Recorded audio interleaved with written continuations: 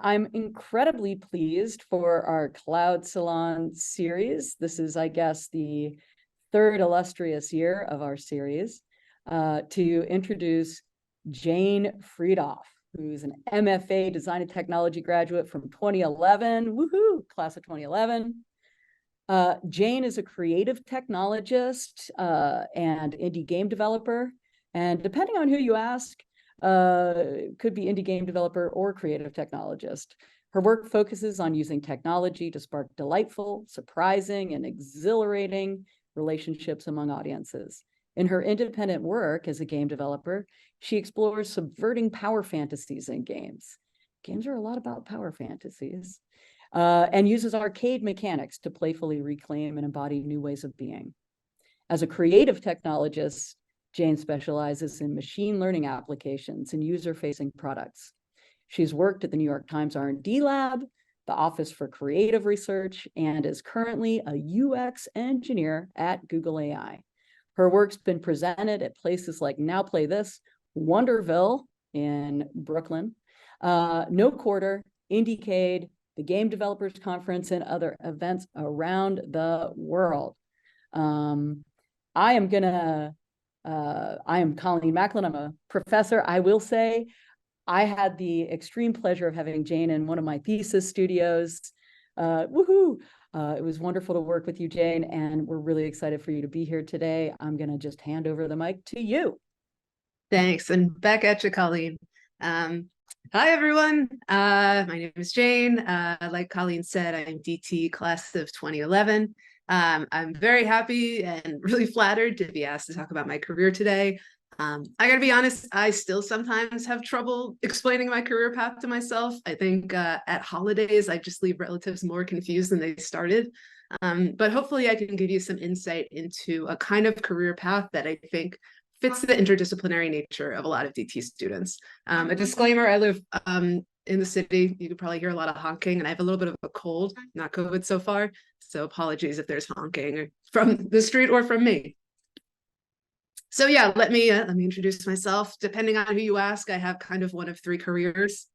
By day, I'm a full-time UX engineer at Google Research. UX engineering is a relatively small discipline within the company, and I think it's a relatively unknown career path in general, but it's a very DT career path that exists at a lot of companies right now. So if you're interested in it by the end of this talk, I encourage you to check it out. Google's description of a UX engineer is that they're versatile and passionate about taking on new problems to push tech forward. They're comfortable wearing many hats, and they get excited working across disciplines. That definitely describes me, and I imagine it describes a lot of you. What I do in a day, the sample schedule on the right is actually pretty accurate to me. I write production code sometimes, I make a ton of prototypes, and I collaborate with other UXers like designers and researchers, and it all depends on where we are in the product lifecycle. UX engineers tend to be more tilted towards either end or design, and I guess I'm more on design, or at least I'm more on product. Right now I specialize in rapid prototyping, and I work primarily on stuff to do with language models. This is such a good time for me to remind you all that I am not here speaking on behalf of Google or representing Google in any way, just me. Just to make that really clear. Probably obvious, but I also can't answer questions that are confidential. I could tell you where the best coffee in the building is. That's a pretty well kept secret, I think. So I actually got my start in creative tech by way of being an indie game designer. I make a lot of female-fronted, kind of Riot Girl style arcade games that poke fun at power structures and that are kind of meant to be a catharsis for, other audiences in games. A couple of games of mine include Slam City Oracles. That was a 2014 no quarter commission. In Slam City Oracles, you work with your partner to cause as much chaos in the world as possible. The world acts as this kind of giant trampoline, and your game mechanic verb is slam. So you can move left and right, and then basically mosh yourself into a surface to propel you higher. It's like a big trampoline. The more stuff you send flying, the higher your score is, and you have about 2 minutes to cause as much chaos as you can with your partner. There's also Lost Wage Rampage, which was a commission for the Peabody Essex Museum. Lost Wage Rampage is a fast-paced arcade driving game. It's kind of like Crazy Taxi or Grand Theft Auto. But in Lost Wage Rampage, you play as these two shop girls who find out that they've been paid less than their male coworkers.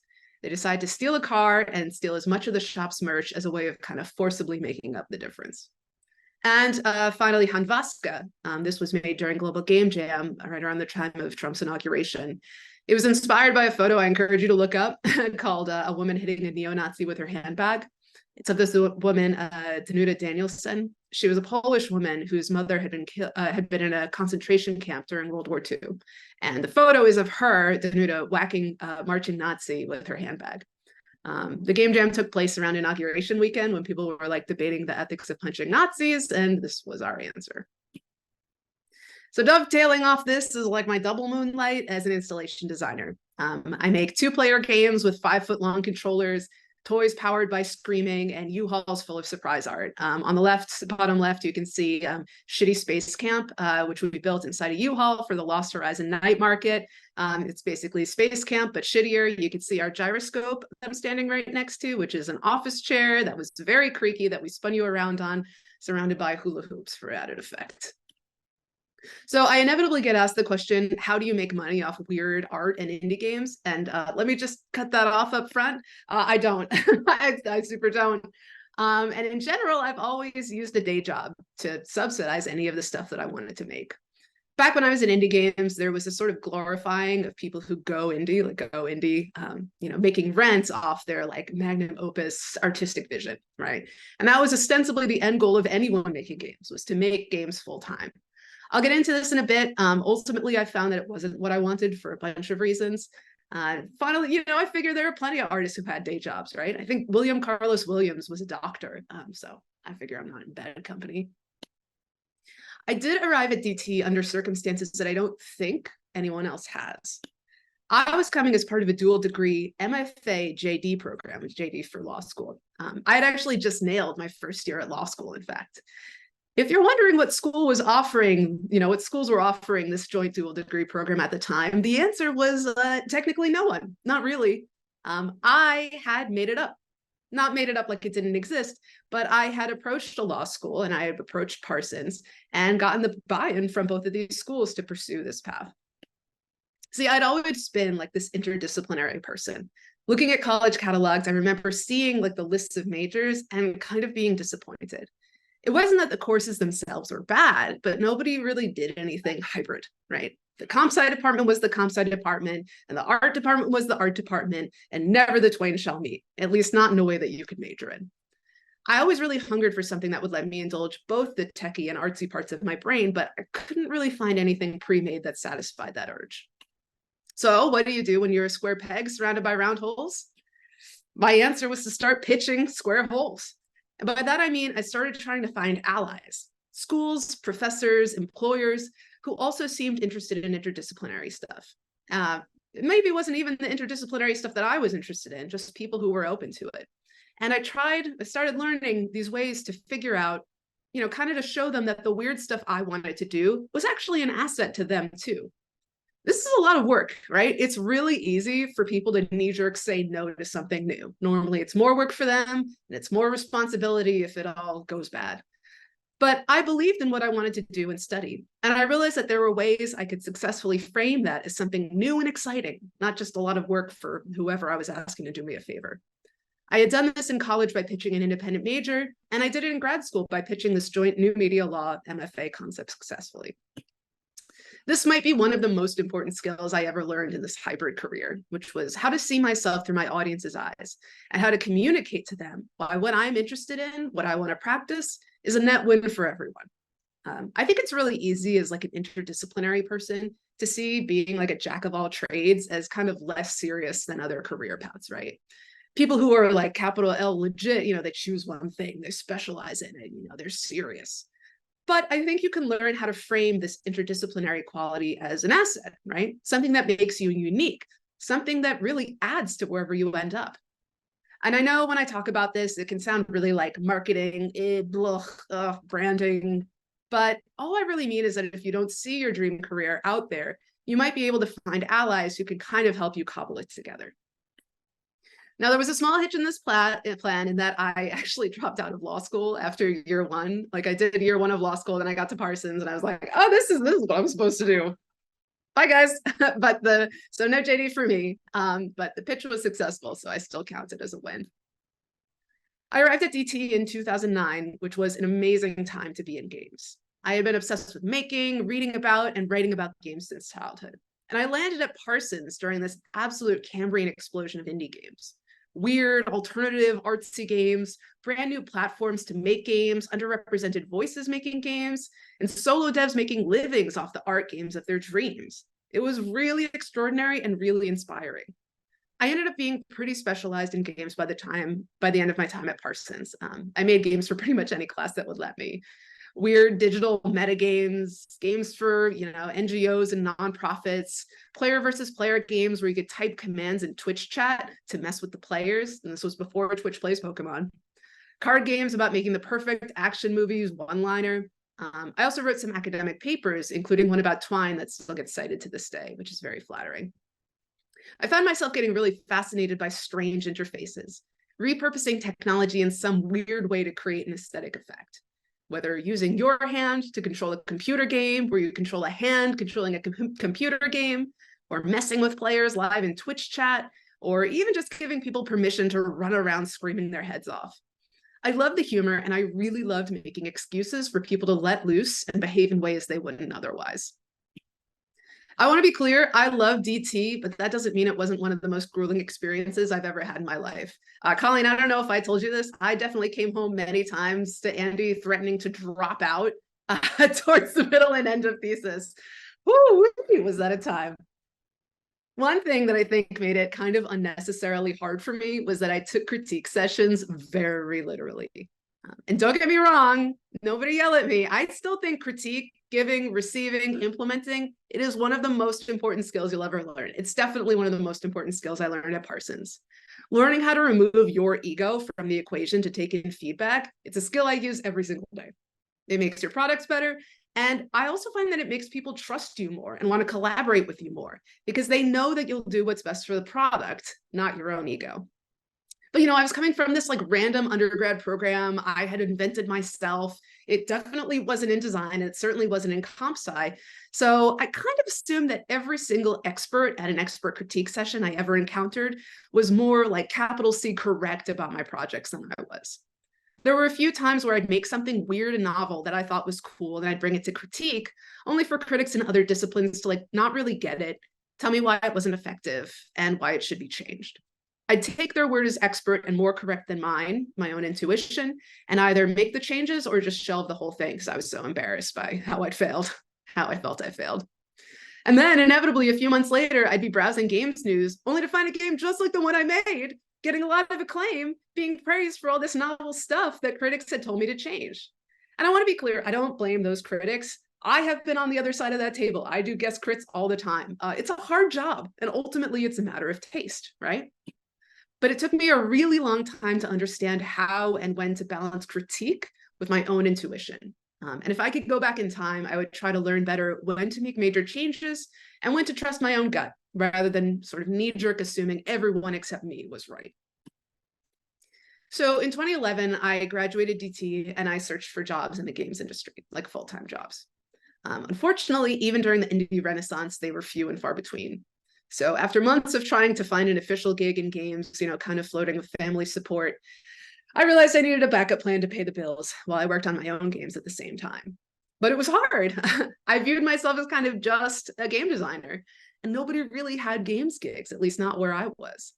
Even as seriously as I took games, it was still easy to slip into the stereotype that they were silly, and making them was silly. And because they seemed silly, it made it easy for me to write myself off. But eventually, I realized that DT and games had given me a lot of skills that I was taking for granted, skills that could apply to a million jobs. Especially as a game designer, an indie game designer, I wore a million hats that truly had relevance to a million jobs. I wrote prototype and production code, like it's software engineers. I had been running playtests and user tests for years, just like user researchers do. I had been learning how to make intuitive interfaces, like user experience people. And I had a ton of experience managing products, scoping things, cutting and adding features, mostly cutting features for deadlines, just like project managers. And I want to be clear, this wasn't like bullshitting, fake it till you make it. This was all real experience if I was willing to see it that way. And once I started looking through that lens, I found a lot of jobs I could be a good fit for. And I understood how I can convey this to them too. I think at this point in my life, I had like 4 copies of my resume, depending on what skills I was trying to convey most to what employers, which is a lot of work, but I found it was worth it. I also started finding my niche as a game designer. I had made the game about screaming just because I thought it was a funny idea, but I fell in love with how it justified people taking up space, being loud and acting silly with each other. I'm going to play it now. Hopefully the audio works because it's all about the audio, and hopefully it's not super loud. You hear?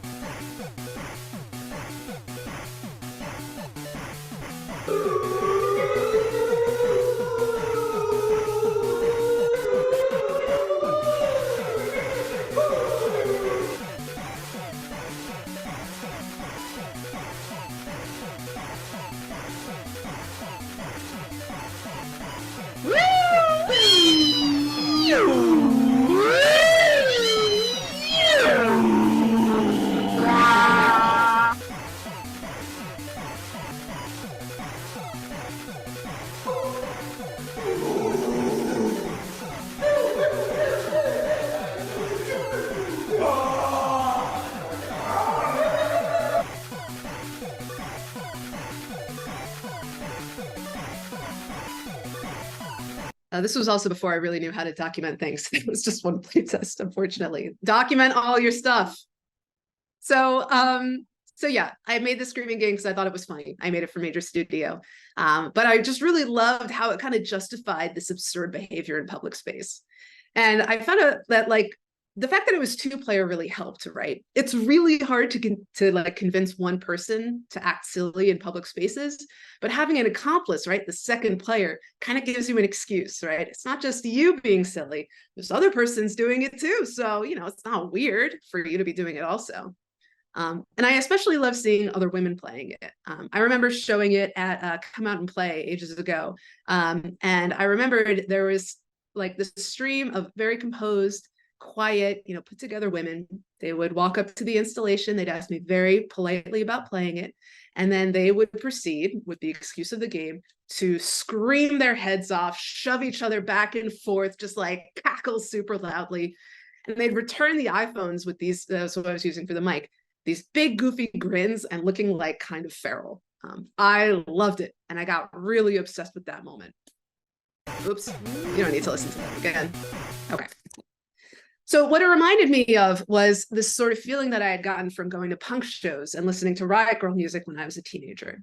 Riot Grrrl was this like underground feminist punk movement that was in the Pacific Northwest in the early 1990s. It was this woman-led reaction against a society that they felt offered no validation of their experiences. And a major tenet was the importance of women and girls really engaging in cultural production, sharing their experiences and emotions, regardless of technical skill. It was this real explosion of music, visual art, zines that centered on the personal and the political, with this emphasis on raw honesty, creation over perfection, and making spaces for each other to be ourselves. I want to be super clear. Riot Grrrl had its own like race, gender, class issues. Arguably, it's been argued before. I think it's probably pretty true. It was a movement for really white girls from the suburbs. But I was a white girl from the suburbs, so it definitely imprinted on me. There was this document called the Riot Grrrl Manifesto that really spoke to me. Riot Grrrl music was the first time I really heard the stuff that I was dealing with reflected in the media, but the manifesto kind of helped me imagine a way out of it. A few highlights: because us girls crave records and books and fanzines that speak to us, that we feel included in and can understand in our own ways. Because we recognize fantasies of instant macho gun revolution as impractical lies meant to keep us simply dreaming, and thus seek to create revolution in our own lives every single day by envisioning and creating alternatives. And because we know that life is much more than physical survival, and patently aware that the punk rock you can do anything idea is crucial to the coming angry girl rock revolution, which seeks to save the psychic and cultural lives of girls and women everywhere, according to their own terms. So I was no musician, but I got obsessed with this idea of making a Riot Grrrl game, kind of in the spirit of the musics and the scenes that I had fallen in love with. So I made my own kind of sub-manifesto, right? A set of guiding principles for my own work as a game designer. I super recommend that you do this exercise. I've made my students do it before. Taking a stand, even if you totally and completely ignore it, change it, flip it over, whatever later on, it helps clarify what you value, and it gives you a North Star when you're staring at a blank page. So my manifesto had the following, right? Screw polish, no problem. Raw and unfiltered is its own legitimate form of expression. Set values. We can use game rules, win conditions, and mechanics to value what the rest of the world usually doesn't. The rules of my Riot Girl games would value people being loud, taking up space, and girl solidarity. Live dreams. We can create revolution in our own lives by envisioning and creating alternatives to the everyday way of doing things. And finally, catharsis. This is about speaking to each other, not explaining ourselves to others. That is, I didn't really want to make a game teaching you feminism 101. I wanted to make games about expressing certain types of anger that I felt were relatable. So these were the years that I made a lot of the games that get shown the most. Slam City Oracles, Hanvaska, and Lost Wage Rampage, which I talked about earlier. They were all takes on this notion of the power fantasy. In games, the notion of the power fantasy is very loaded. There's kind of one commonly accepted definition of it. It's a pretty predictable type of person given a pretty predictable type of power. And I got really into the idea of creating power fantasies for anyone other than the standard demographic of gamers, right? So what happens when we change the people we're giving power to, or change the type of power we're giving them, or create worlds that let people embody that power, if only for a few minutes? I actually ended up giving a talk on this at IO, and then I ended up teaching a course on it at NYU. Both are free online if you're interested in checking them out. These games got a lot of nice press. There's actually a Slam City Oracles arcade cabinet down in Brooklyn at Wonderville if you want to go play it, and that felt really good. There's nothing like seeing your work connect with other people. And as I made more and more kind of rambunctious, zeitgeisty games, I got more and more players who had these, sort of feral moments. And I started calling that moment the glint, right?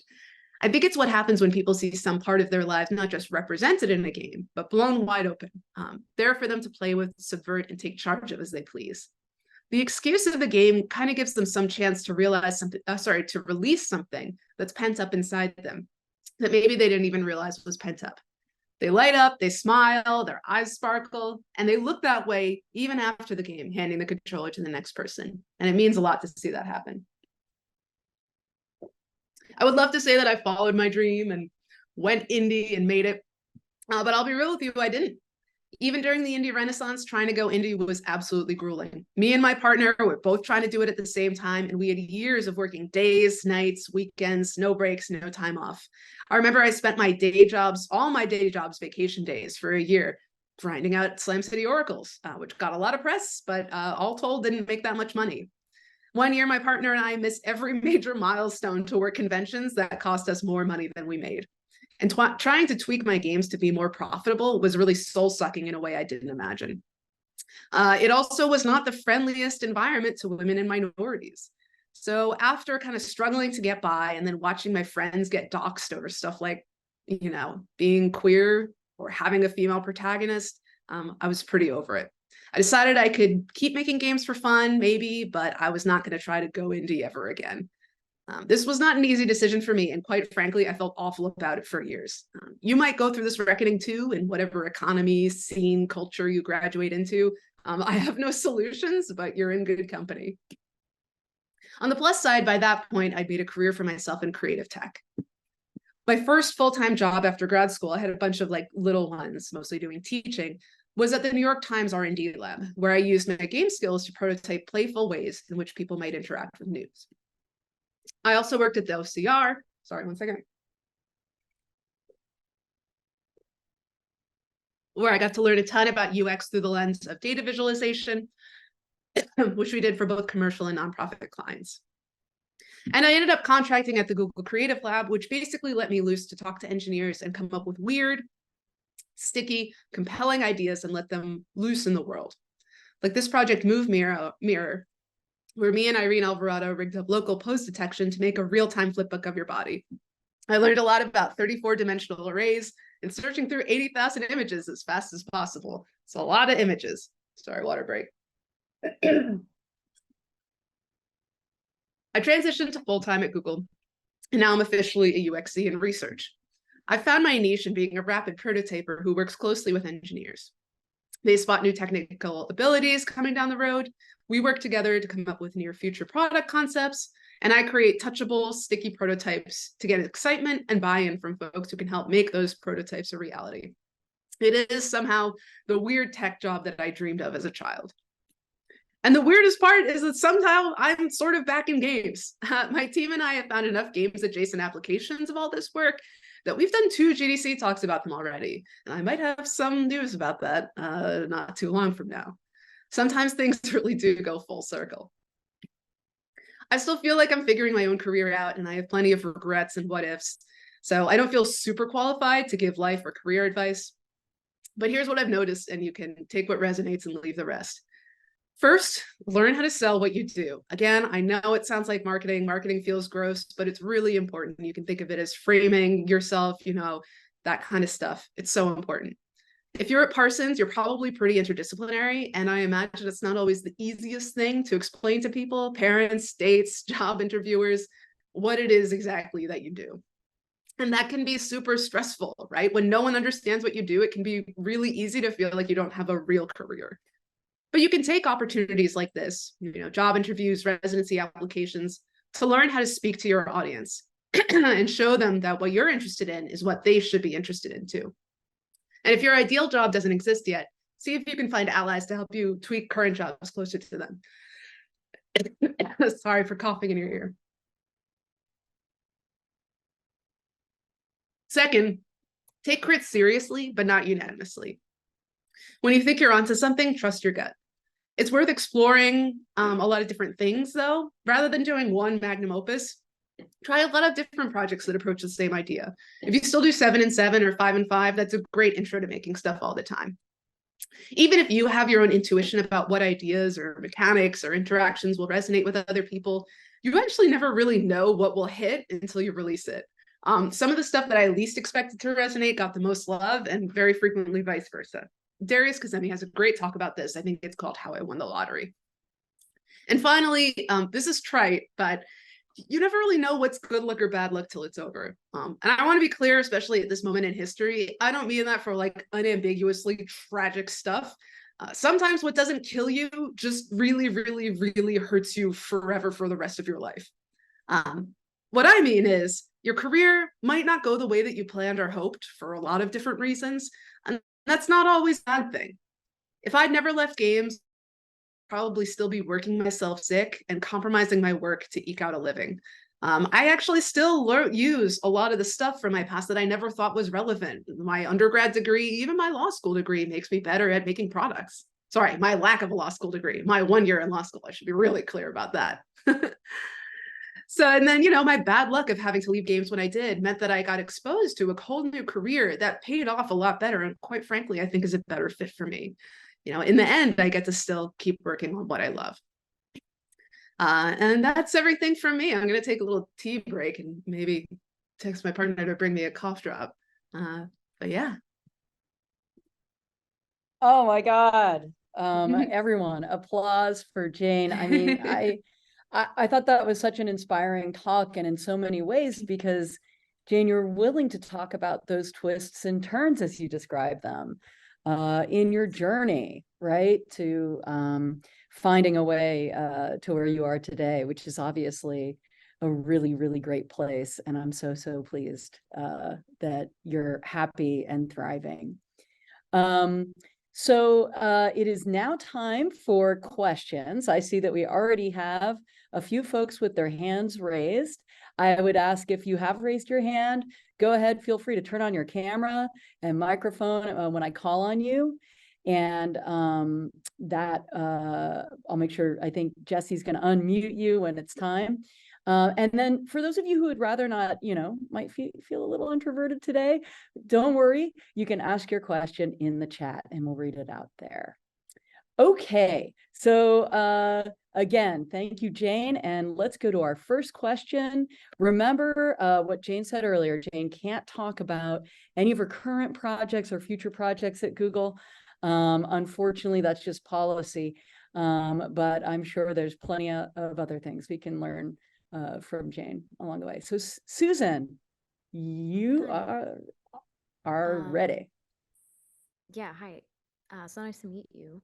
I just wanted to ask, I found your presentation and your kind of journey very interesting.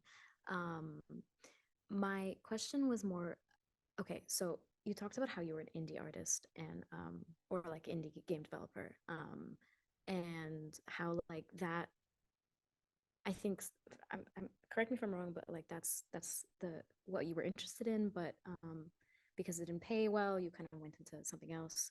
Um, and I kind of imagine that that's the reality a lot of people have to face as artists.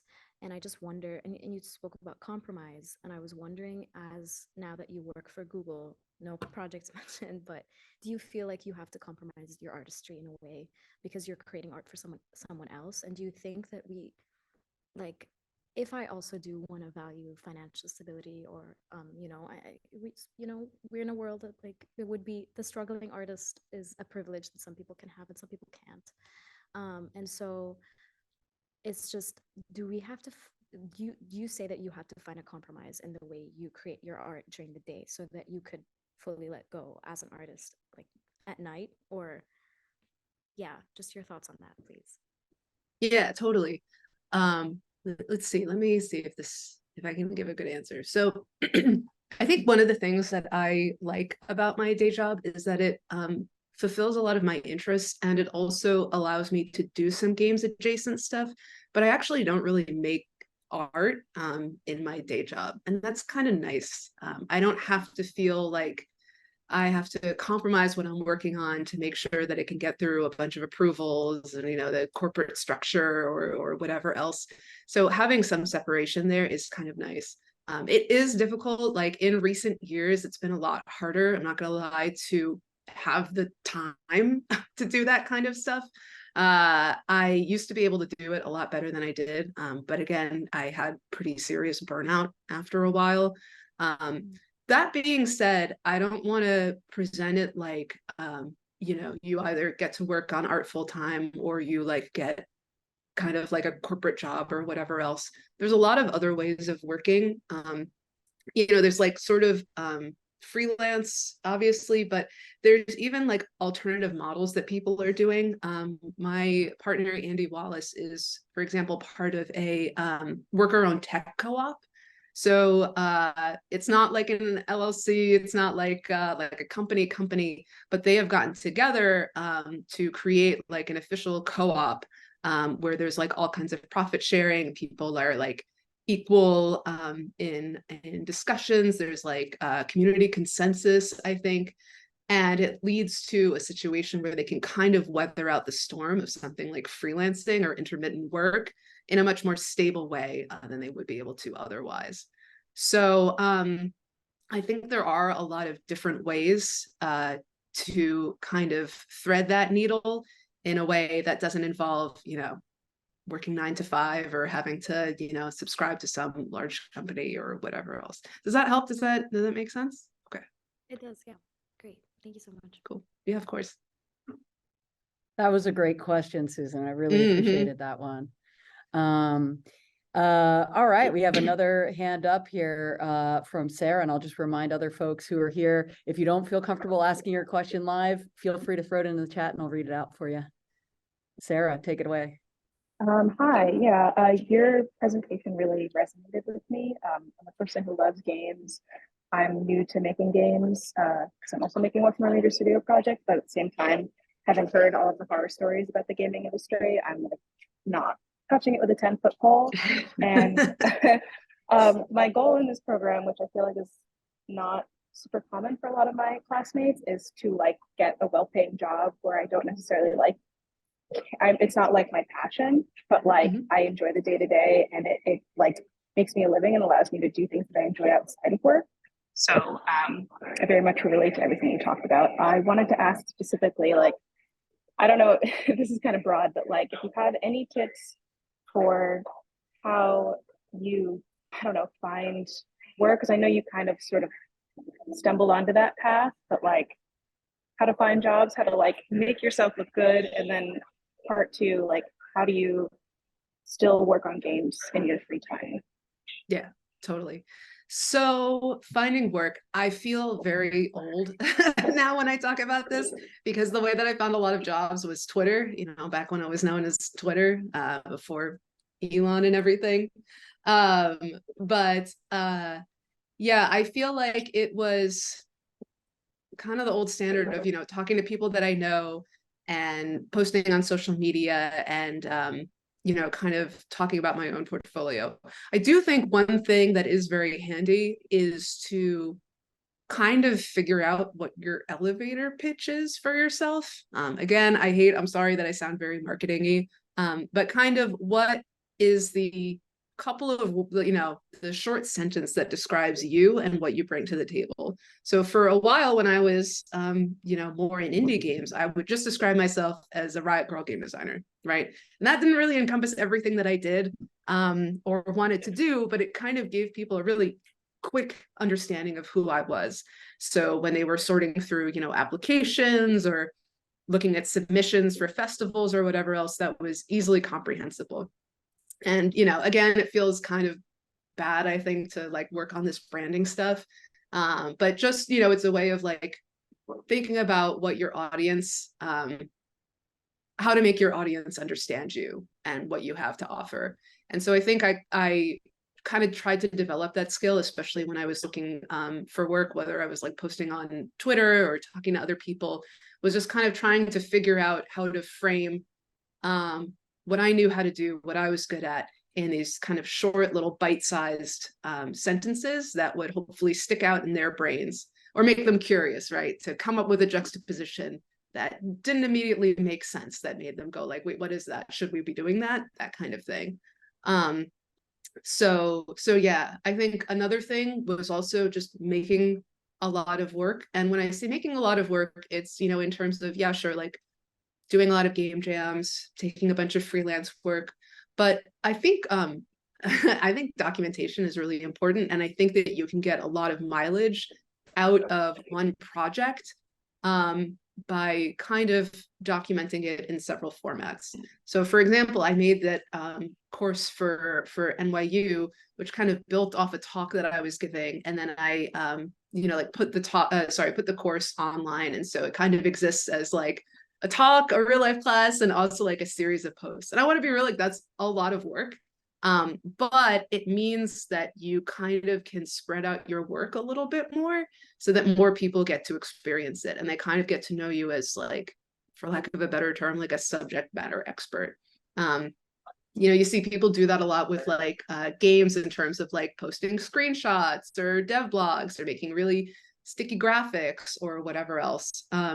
And so yeah, I think that that process of documentation can help a lot. I've even like known people where they like start game review blogs or podcasts or YouTube channels where it's kind of, I don't want to say like an excuse, but it's kind of a great excuse to like talk to other people and get your foot in the door, So yeah, I think there's a bunch of different ways that you can kind of try to get noticed in that way. It all like sucks. Like I wish it wasn't so much work to get a job, especially now. But yeah. And then I'm sorry, you had a second part of your question. Yeah, just like how you like work on games in your free time. I guess that like.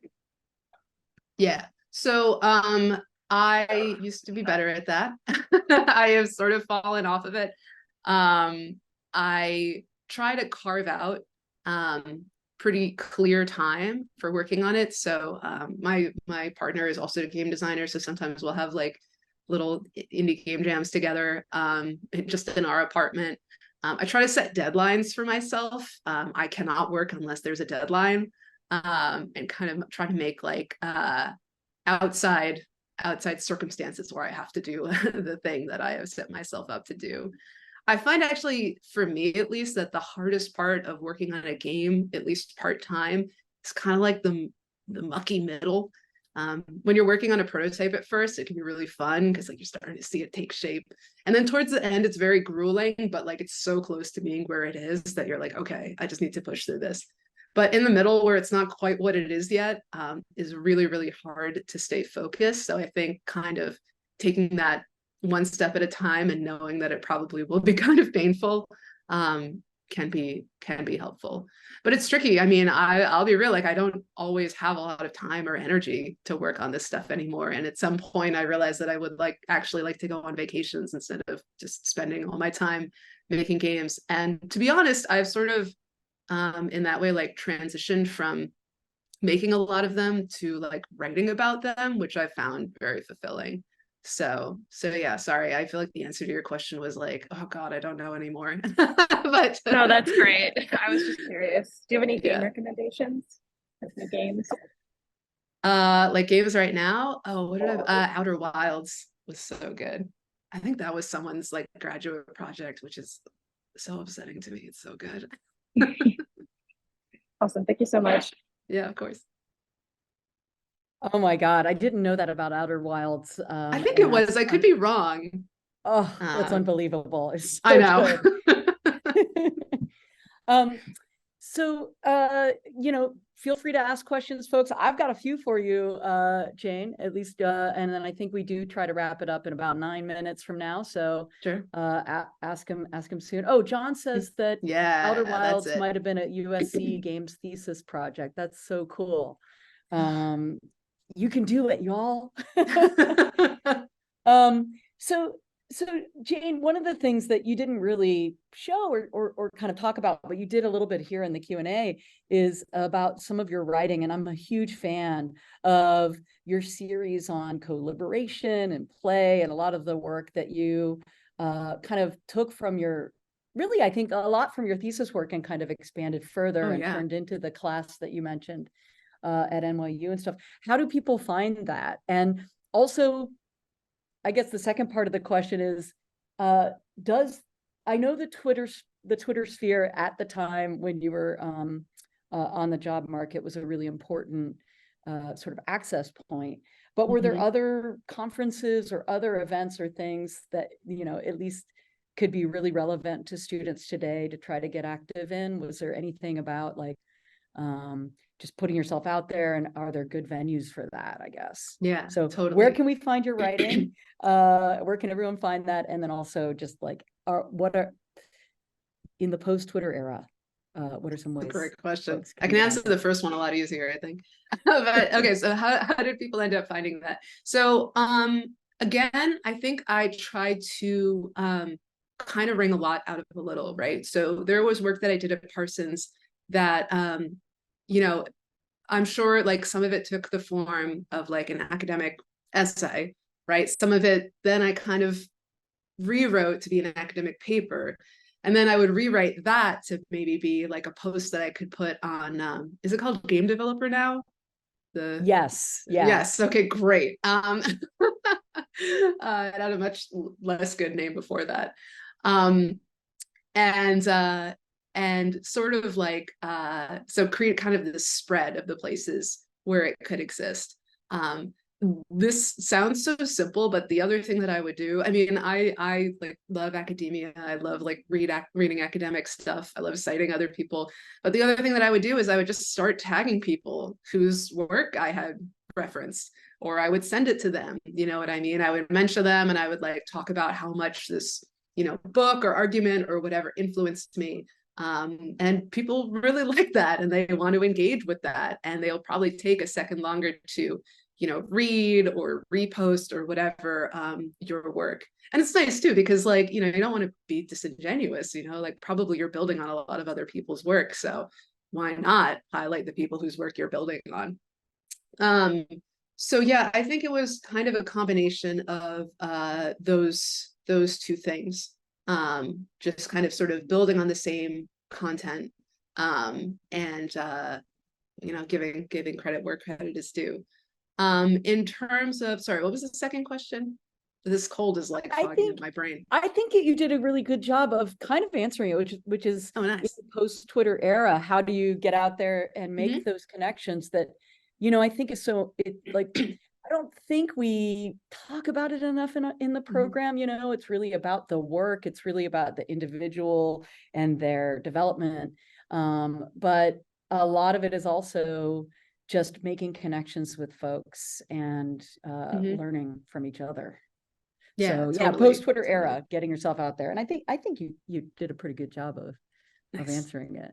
I'll take it. I have another question, which is in a lot of folks I talk to who are currently in the program are asking, well, what should I put in my portfolio? How should I get, how should I frame the work I've done in the program? I think a lot of folks are also a little concerned that the work they're doing in the program is really following their own bliss, really, and like doing wacky out there stuff, very much in the spirit, Jane, of the work that you did. How did you swing that? Did you include all of this work from school in your portfolio? Did you have to balance it? What did you find the reception was like when you were out job searching? I definitely had to balance it. Like I said, I think for some of the earlier jobs that I had, I was applying for all kinds of stuff. Some of it was like teaching, some of it was very much like software, some of it was very much games. And I really did have like 3 or 4 copies of my own resume. I forget if I had multiple copies of my own portfolio, maybe not. But I would kind of tailor it based on the skill that I was trying to put forward. And that was helpful to kind of view all the stuff that I had done through its own lens. It's really easy to think to take something that we worked on or a class that we took or whatever and kind of just be like, oh yeah, it was just this. I did this thing. I made this up. And you don't really like look into it and realize like, oh no, actually like I really learned how to use this tool, or I had to scope this thing really hard, or like what was the studio where we would work with outside like organizations? Oh yeah, Collab Studios. Collab Studio. Yeah. So, we would work with sort of outside clients and like that, even if I was making games, it's still client work. And boy, have I had to lean on those skills many, many, many, many, many times in my career. Arguably, I still do, given that there are like stakeholders inside the company who I have to convince, right, to give us resources or whatever. And so yeah, I found it valuable to have those things and then just sort of like see which ones seem to resonate the most. And then, yeah, kind of for all of my projects, think of a way of framing them that would resonate with the people who I was trying to sell myself to, right? So not just sort of like talking about them in this really like heady way that I would talk about them in thesis, but kind of like what is the reason why this is interesting and exciting? And how can I explain that without getting into like the whole history of platform studies, right? Going back to, the beginning of indie games history or whatever else. Very cool. Yeah, no, I think that translation is so important. I always like frame it as like be able to describe what's cool about this thing that you're making or doing. And I think you've always done such a good job at that. Yeah. Thanks. I have one I don't know if there's any other questions. I have one last really quick one, and that is if you were going to do it all over again, if you could hit the rewind button and redo from the moment you step foot into the MFADT program to today, is there anything, I mean, you did give some good advice and I think a lot about crits and how to take them and other things, but is there anything that one thing you might do differently? Yeah, so in addition to the crit thing, I always benefited so much from working with people who had like diametrically different skill sets than me. And I think I was really insecure a lot of the time, both about like being in games and also not being like a visual artsy person, where I mostly just hung out with other kind of coder people. And that was good, except for how our projects looked. And that's not always a good thing. And I have a lot of projects that I think could have done a lot better or could have gone a lot farther, could have been a lot more comprehensible if I had kind of stopped being shy about that and realized what I could bring to other people's practices in addition to what they could bring to mine. And I got lucky a couple times in like major studio or whatever, where I was paired with people who were totally, totally different to me, right? Like professional visual artists or professional woodworkers or whatever else.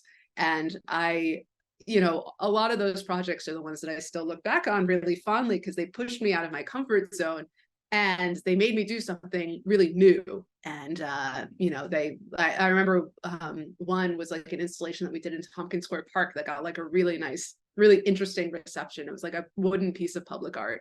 And I never would have done that if I hadn't been forced to, not forced, but you know what I mean, been pushed to have that collaboration across discipline lines. So definitely take advantage. I mean, you know what I mean? Like really, you have a lot of like amazing, diverse, talented people around you right now. So don't be shy about collaborating with them. Do, you know, focus on what it is that you're interested in doing. This is a very rare time where you kind of just get to make whatever it is you want, but don't like get myopic, you know, don't miss out on this opportunity to, you know, have access to a lot of really incredible people and make stuff you never would have before.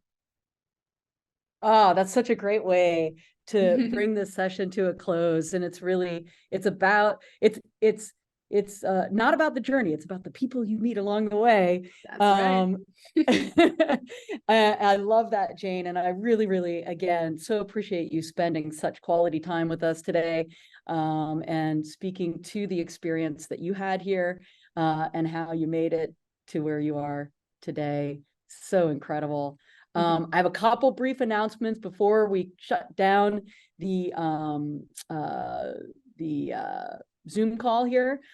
Real quick, there's a fellowship deadline coming up. It's the Just Tech Fellowship, which is part of the Social Science Research Council. Take a look. We're going to throw the link into the chat. You can get definite support for your projects, and for those who are doing thesis, that too. The application closes on January 31st in 2024. Oh my God, it's going to be 2024.